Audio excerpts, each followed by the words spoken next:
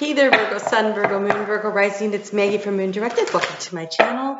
Here we work with the energy of the moon to see how we can best utilize it to move our life forward in the most positive way possible.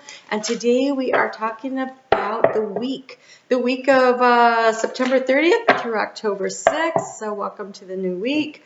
While I'm shuffling these out, I want to remind you that I do have the Equinox videos up for the next 6 months. You can get a little heads up on what's going on with energy of change is going to affect your sign. It's only $1.99 per sign.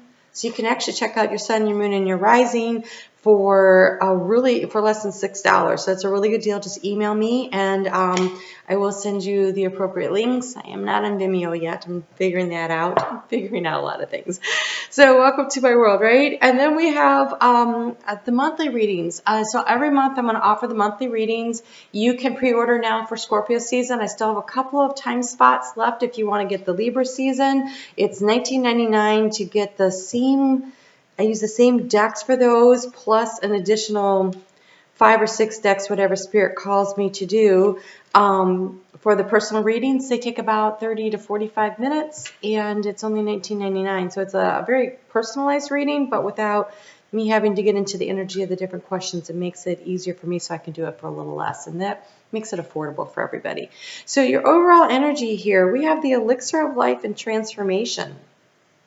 And it says here, in the elixir of life,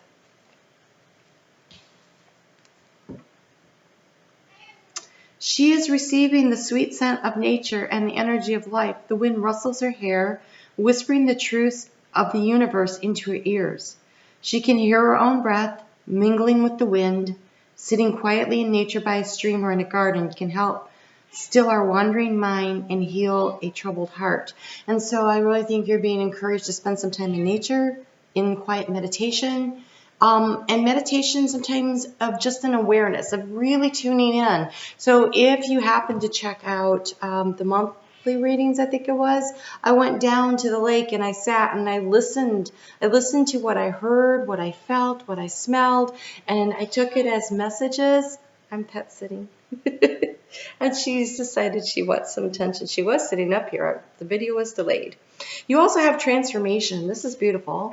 And again, it's lots of red showing up here. So this feels like root chakra work. So grounding feels really important, like getting in touch with nature. Putting your butt on the ground, your feet on the ground, getting as close to the ground as possible and absorbing that energy to allow the transformation in. And so root chakra, meditation, quiet time in spirit seems really important here. This transformation, let's see, that's 26 is an 8. Yep. So it's like a leveling up kind of energy. It requires strength. It requires really getting in touch and allowing the energy to flow through your body. Let's just see if I see anything else that it says real quick here. She looks to the horizon as if she's waiting for somebody. She is holding a trumpet in her hand, ready to blow. Wait, that's not right. 26. I'm sorry. I was like, there's a trumpet. Okay. The upper part has already begun the process of transformation into a butterfly. With her hand, she touches her chest. Is the butterfly a part of her body? Is it a symbol of her soul? The woman is transforming into a new life. This card leaves us with more questions than answers, and maybe you will find the answers by thinking about how you would respond to these questions. And here are the questions. Am I the person I would like to be? What can I do right now to transform some small part of myself? And so quiet time and meditation, meditating on those questions, searching your soul to see where you are is kind of being encouraged this week by Spirit. So that's pretty cool. I want to thank everybody. I do. Your likes, your shares, your comments, your subscriptions, they're helping me to grow my channel. If you are not, I put content up twice every week. So be sure to hit the notification bell if you are a subscriber, so that you know when I've added content. I'm going back to doing the weeklies on Monday mornings. There was some people that sent me emails and said they liked that better. And so since nobody said they liked it better the other way, I could see why it would be convenient for everyone to do it that way, so I'm going to. All right, so that means Thursday coming out next, this week, there'll be, I'm going to, right after I get done recording these, I'm going to do love and money. Why not? Why not? Oh yeah, you guys need a break. Wow, do you need a break? Okay, all right, let's get into this. This looks like really tough energy for Virgo. It really does. Okay, so, but I want to start with this card.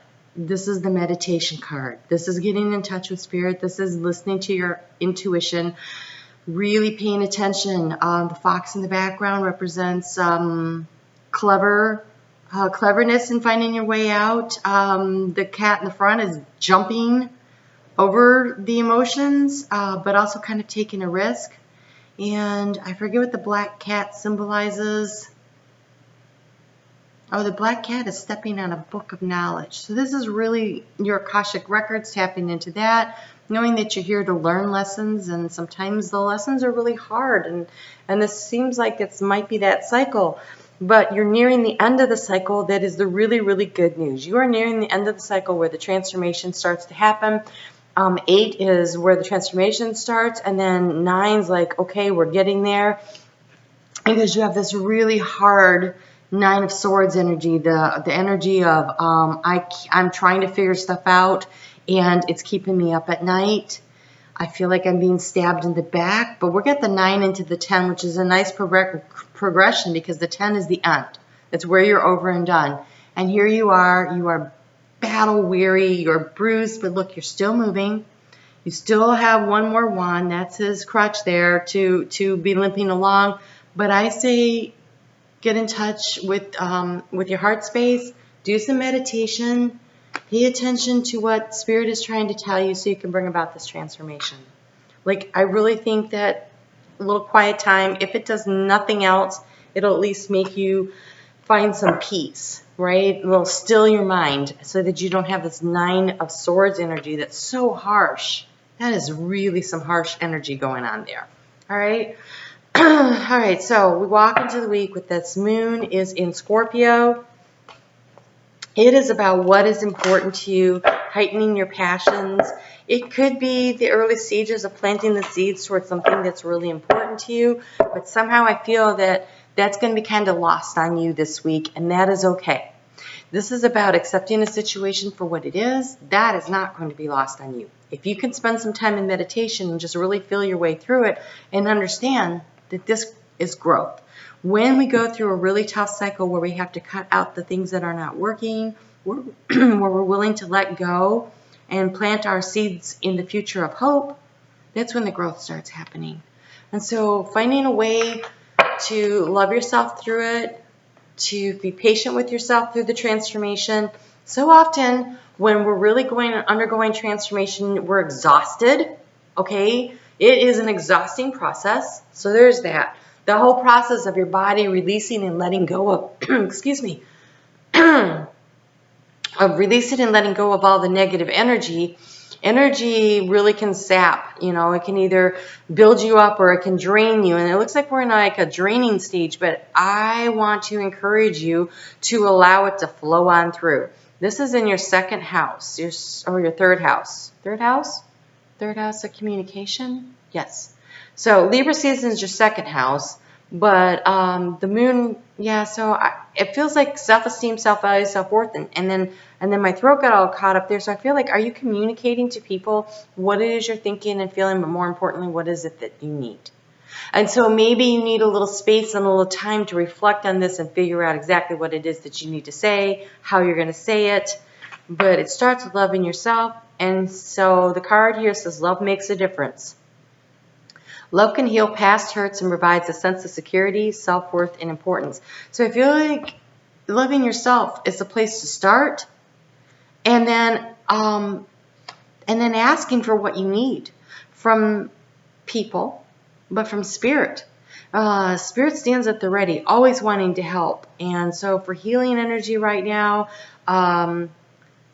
Archangel Raphael with his green light of healing, Archangel Ariel with her pink light of self-love and self-healing. Allow them to flow through your body. So when you're sitting in meditation on the ground and you're observing what's going on, that's one aspect of that time. But when you settle into it, when you settle in, the first thing you should do is take in a deep breath all the way. Feel like it's coming up through your feet all the way up. And you're using your nose to do this. And then exhale out the negative energy audibly to help clear the throat chakra, which got kind of stuck there. So like really letting it out. And do that like 3 times so that you really settle in. But imagine that what's coming out of your mouth is all the dark negative energy, and that you're breathing in the light and the healing. So imagine that you're bringing up from the roots of the planet through your feet this white crystalline energy that is flooding your body with the white light and the pink and the green healing lights. And just breathe in this beautiful healing light and exhale the darker light at least 3 times more if you want to. Make sure you are letting all of the air out, because sometimes we start to hyperventilate, so don't be in a hurry. However much you take in, you need to release that much too, right? So take your time, breathe your way through it, and feel yourself being nourished and loved by the universe. So if you don't ask for the help, they can't help you. We have free will. And when the moon moves on Wednesday into Sagittarius, for you, that is in your 4th house of home. And this is self-love. And this is nourishing yourself. So I want to say, get some plants. Oh, like ferns. Ferns really exchange the air really well. Some of the other ones do too, so you can do a little research on it. Okay, I just saw flying outside a stork.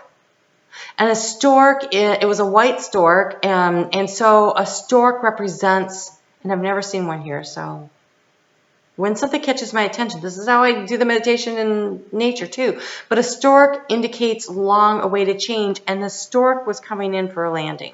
And so this transformation is occurring. I feel like you've been undergoing a very long process of working your way through it. Because we're at the 9s and then the 10, you're almost there. So keep doing the work, love yourself. But what I was going to say about the plants is put them in your bedroom to help exchange the energy while you're sleeping, to help clear out the negative energy, and allow that to work for you. Saltwater baths, those salt candles. You can either light a candle to put in it, or some of them are electric, but if you're going to light a candle to put in it, get a high quality candle that doesn't soot up out of there. So party light, Yankee candle, something that's not going to, if you notice black ring of soot around it, then you're breathing that in. So it needs to be something that burns clean. Oh, beeswax is clean burning. So find something like that to burn in it, so that it's absorbing the negative energy around you while you're sleeping. So if you're going to sleep, use an electric one. If you're going to be awake, then you can use a tea light. But a tea light will go out after 4 hours anyways, and it should be deep enough that you should be okay. So, yes, in one of my lives, I sold candles. Just whatever. So, this energy here is about looking to the future. It's like just like the next couple of steps, though. You might want to peek a little beyond, but I think as you're going through this transformation, if you could just look into tomorrow, or even if you want to look way in the distance and see where you're heading, even if you don't know the path. Don't know that you need to know all the details of the path, but maybe it's helpful to know that you're moving into another direction. What I saw was this tunnel, and it was black, and at the end there was this bright light. And I don't think it's a train. I think you're going to get there, but right now it's reflect and redirect your energy. I have another deck where that is what they call the 9 of Wands, the reflect and redirect. And so this is an opportunity to understand that what you're putting out into the universe, you're getting back. So if you're not loving yourself, it's hard for other people to love you. If something's bothering you, if somebody does something that bothers you, there's a reason that it's bothering you. Either you also have that trait and you don't like it in yourself, or they're here to teach you a lesson. And so taking a moment to when you're sitting in nature, kind of break it down in your head. Maybe in the moment when it's happening, take a deep breath and relax, but go someplace and sit and think about what was the lesson in that? Why is this happening? People come into our lives to teach us lessons, to help us, to guide us, to move us along our path, and we're here for them too. It's a reciprocal thing. So reciprocity. So reflect and redirect. So if someone's coming at you with their negative energy, don't absorb it.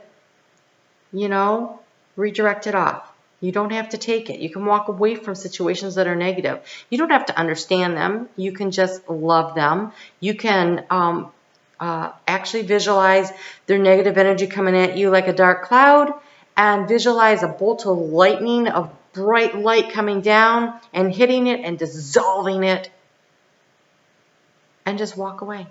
Like, don't send the negative energy back to them. Allow it to dissolve into the light. Allow it to move out of the universe. They don't need it back either, right? That's how you can help them. But when you fire up and you fire back at them, now you're exchanging negative energy and it's just getting murkier. So allowing it to go and flow away. There is a light at the end of this tunnel. I feel like you're on an incline climbing up out of the tunnel, though. It's almost like you were dropped into a well.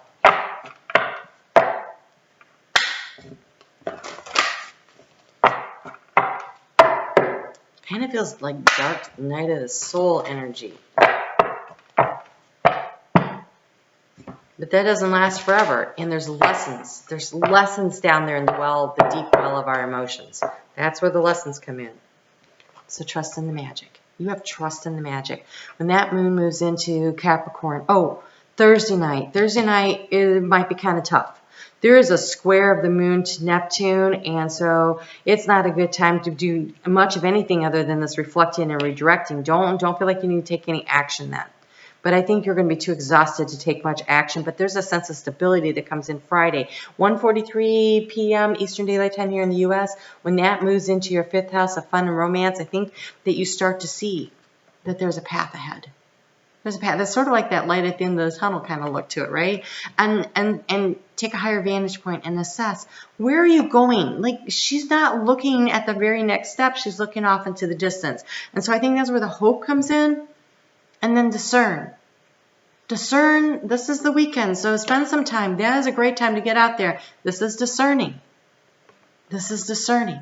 This is spending that quiet time in meditation and allowing the energy, see the light inside of her, allowing it to grow and flow through you, and then allow the magic to happen. And you have nightingale, spirit, love is all around. This feels to me, there's a trumpet. There's a trumpet. Love is all around. Start with self-love.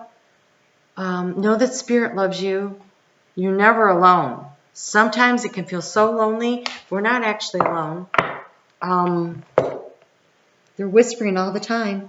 And the more you tune in, the more aware you become of them, the less lonely it is, honestly. Been there, done that. And then, ask your friends, your family, for what you need. If what you need is space, then ask for space. You tend to give a lot. You also tend to expect a lot of yourself. And as a result of that, you expect a lot of others. Because that's how we are, right? What we don't like about ourselves, we notice it in other people. So when you're expecting a lot of yourself and you're not really getting it, then you feel that way about other people, and it tends to create issues. So when you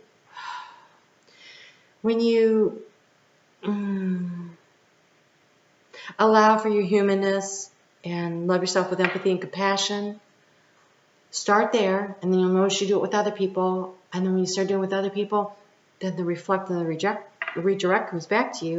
And that's the way you'll be treated in response. You have beautiful cards here. So we have yellow, purify your body. So choose healthier foods. Drink plenty of fluids. Okay, drink plenty of water. Lemon water is great.